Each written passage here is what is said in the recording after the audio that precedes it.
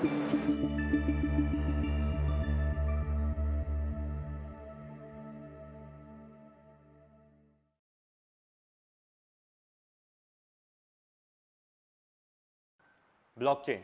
ये टेक्नोलॉजी का नाम हमने कभी ना कभी या कहीं ना कहीं तो सुना होगा।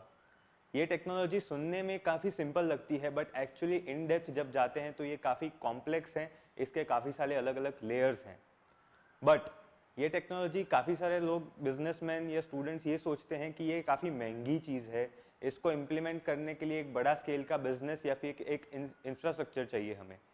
तो उसके लिए ये एक सिंपल टेक्नोलॉजी नहीं है, इसके लिए काफ़ी सारे बिजनेसमैन इसको अडॉप्ट नहीं करते हैं।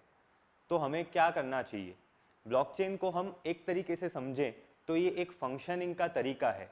ये एक ऐसा तरीका है कि जिससे कोई भी ऑर्गेनाइजेशन को फंक्शन करना चाहिए।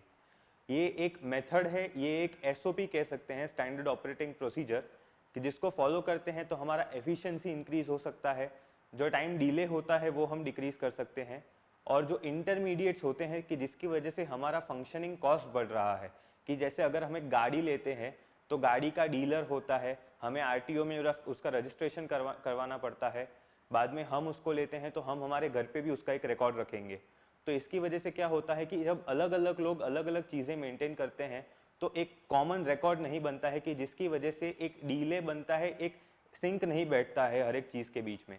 तो ब्लॉकचेन इस सिंक को बिठाने में मदद करेगा आपको।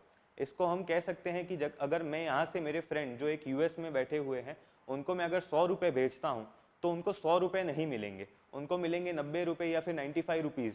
तो इसका रीज़न क्या है? क्योंकि बीच में कई सारी एजेंसीज इंक्लूड होती है। फॉरेन मनी ट्रांसफ़र की एजेंसी हो सकती है, आपका बैंक होगा, उनका बैंक होगा। उसकी वजह से क्या होता है, हर एक जब अपना प्रोसेसिंग का टाइम लगाएगा, हर एक जब अपने फीस इंक्लूड करेंगे, तो उससे जो फाइनल अमाउंट है वो भी डिक्रीज हो रहा है, और जो उनको पैसे मिलने का जो टाइम है वो भी इंक्रीज हो रहा है। यानी कि आप अगर आज पैसे भेजेंगे तो उनको हो सकता है 2 दिन के बाद या फिर 2 हफ्ते के बाद भी मिल सकता है, वो कहाँ पे है उसके ऊपर डिपेंड करके।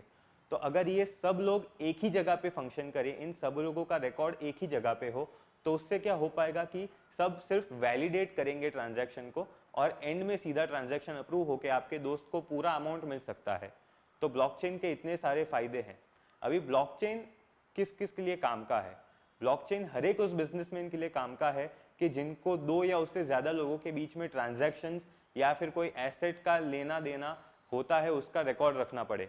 ब्लॉकचेन हर उस स्टूडेंट के लिए काम का है जो आईटी, सॉफ्टवेयर या फिर नेटवर्क, डेटा सिक्योरिटी, ऐसे कोई भी फील्ड से रिलेट करता है। क्योंकि ऐसा कहा जाता है कि जैसे इंटरनेट में पिछले 20 सालों में हमारी ज़िंदगी में बदलाव लाए हैं, वैसे ही ब्लॉकचेन अगली 20 सालों में हमारी ज़िंदगी में बदलाव लाएगा। मेरा नाम ध्रुव गज्जर है, and welcome to B2B business to blockchain.